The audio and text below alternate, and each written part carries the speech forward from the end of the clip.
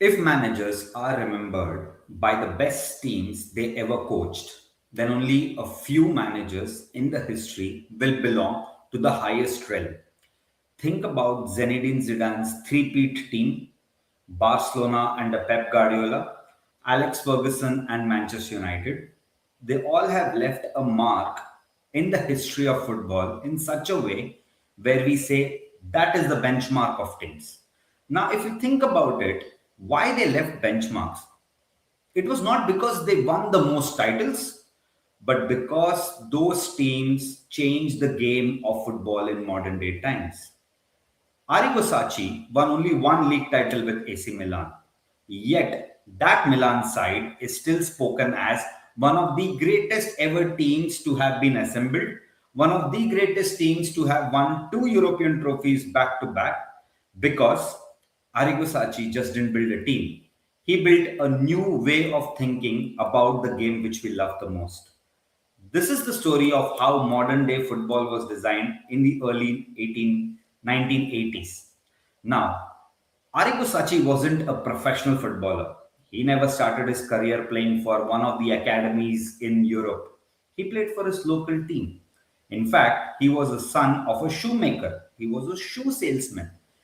By the time he arrived at AC Milan, he had spent 14 years coaching at lower divisions of Italian football.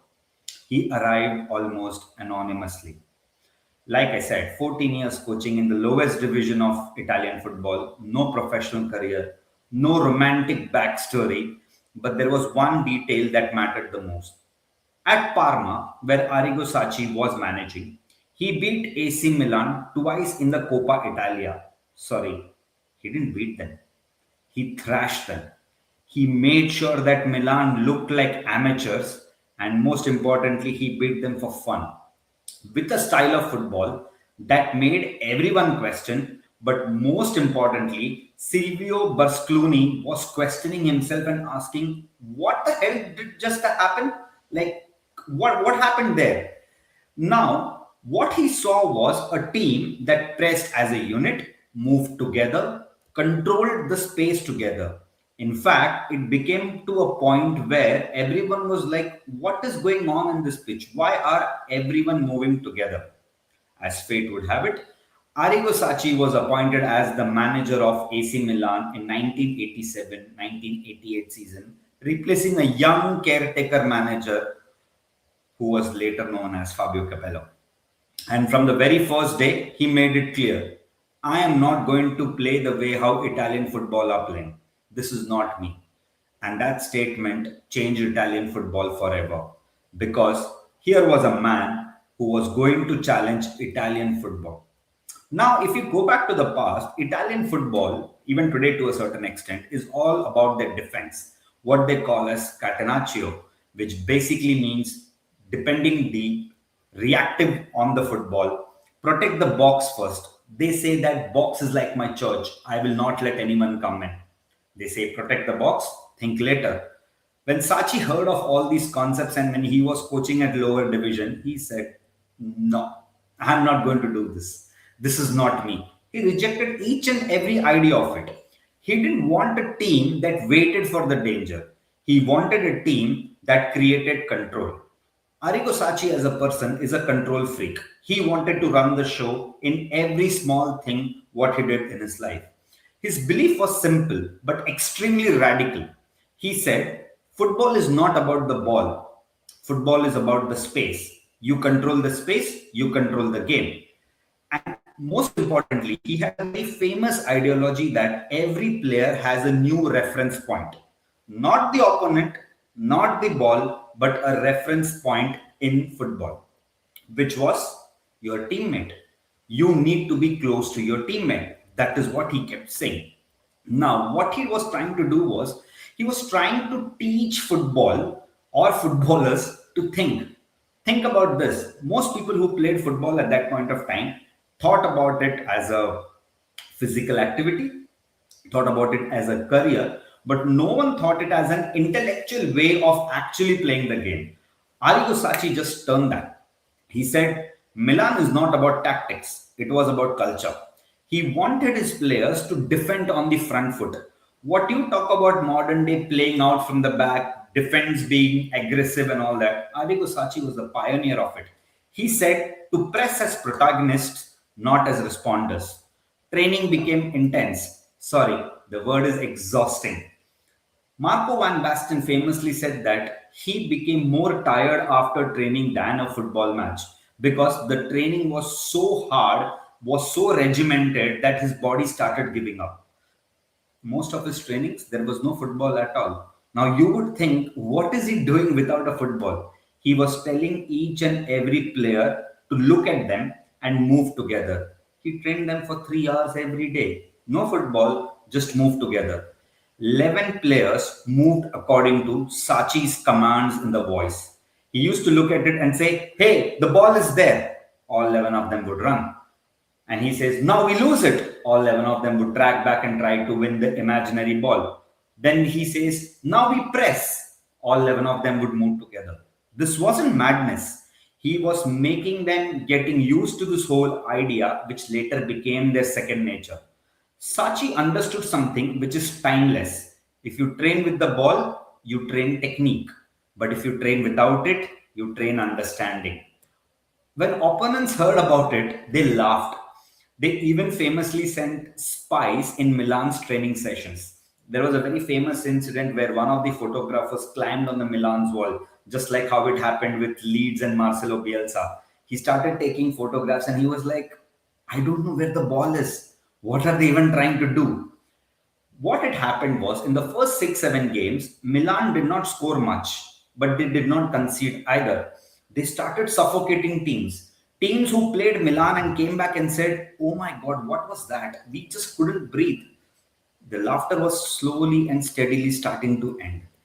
Sachi's greatest rule was brutally clear. There must never be more than 25 meters distance between you and your nearest player.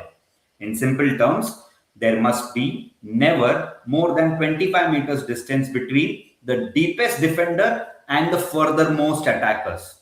He called it as the short team. No libero, no spare man, no stretched lines. The pitch was compressed. Once the pitch was compressed, pressing stopped being chaos. It became geometry. Sachi famously said, "Pressing is not about running, it is about controlling the space." Milan players didn't chase other players, they called it as zones. When they won the ball, they were already positioned to attack. Now, what I'm trying to show here is what Sachi was trying to instill in them. Now, if you look at this image, this is the same European Cup final which started in 1988 and 89, and the Italian World Cup final, which they lost, of course, in penalties, and many other things eventually happened there. But just look at that team. They played with a similar formation. What they did was 25-meter distance between the shortest player, which is your deepest defender, and the longest team, which eventually led to chaos. Now, Italian defenders weren't supposed to build attacks, right? Because Italian defense was all about defense. Kick the ball, do not play with it. But look at what he did with Franco Baresi and Costa Curta and Maldini. This particular area, what he called as zone, the entire ball was controlled around here. In fact, it reached to a certain stage where they started questioning themselves, saying that, "Am I supposed to play football this way?" If you look at the passing pattern of Franco Baresi, when the ball was played from Gali to Baresi, he had multiple options. His option would always be Rijkaard and Colombo, or Ancelotti and Donadoni. And from there is what the game started. Baresi was so ahead of his time because of Sachi's coaching that Baresi started moving at this particular place and the ball was played. At Milan, they did it with perfection because Baresi, Maldini, Costa Curta, Tassotti, they carried the ball forward, forcing opponents out of their position. That movement created space for attacking midfielders like Frank Rijkaard and Carlo Ancelotti. Wide players like Donadoni, Colombo started drifting inside. Full backs surged forward. Everything was connected. Even when Sachi went direct, Gullit and Marco van Basten were strong enough, intelligent enough, devastating enough. It was just part of the same structure. Attack and defense were no longer separate phases, they were one continuous idea. And like we say, Arrigo Sacchi was a madman because his defense didn't retreat, it always advanced. The offside rule wasn't a protection, it was construction. Baresi led the line forward as one unit, opponents were trapped. Position was recovered high up on the pitch. Sachi called it as attacking the opponent's attack. In other terms, what used to happen was they used to push the fullback so wide that anyone who attacked between Baresi, Maldini, Costa Curta, and Tossotti, it used to be an offside. Such was the genius of the man. What you call today as zonal marking or counter pressing, Arrigo Sacchi had invented it long back. Remember, football didn't start in Barcelona. Football started in Milan. And in Milan, there was only one man who played that way. If the press was beaten, Milan dropped narrow. They forced the centers, even played wider, like I just showed you. The fullbacks pushed so far wide because when the ball went out, it meant reset, restart, and press them again. This is how elite teams used to play. This is how elite teams still play today. You think about any elite team who played in current season. Arsenal of 25 season, which is a 25-26 current season. Man City in the Centurion season. Jurgen Klopp at Liverpool, which you what famously called as G-gen pressing or Gegen pressing, however you want to pronounce it. That's how elite teams play. In the late 1980s, it looked revolutionary. Europe bows down to Arrigo Sacchi all the time because when Europe came, there was fog, there was violence, there was chaos. There were matches where Milan were tested physically and emotionally, but most importantly, the structures never collapsed. When Milan found rhythm, they just didn't win. They overwhelmed. Ask Real Madrid what happened to them. They weren't beaten at San Siro. They were dismantled. It looked like a surgeon cutting pieces one by one by one and then telling them, that's how you do it. Go stitch yourself. Stoya Bucharest were destroyed 4-0 in the European Cup final. 4-0 in European Cup final is not supposed to be happening. PSG did it some time back, but Arrigo Sacchi did that in the late 1980s. The following season, Milan defended the European Cup, a feat only Real Madrid could defend, and no one has repeated ever since. This wasn't form, this was pure system. This was the genius of the man. Let's be very honest. Arrigo Sacchi had superstars in his team.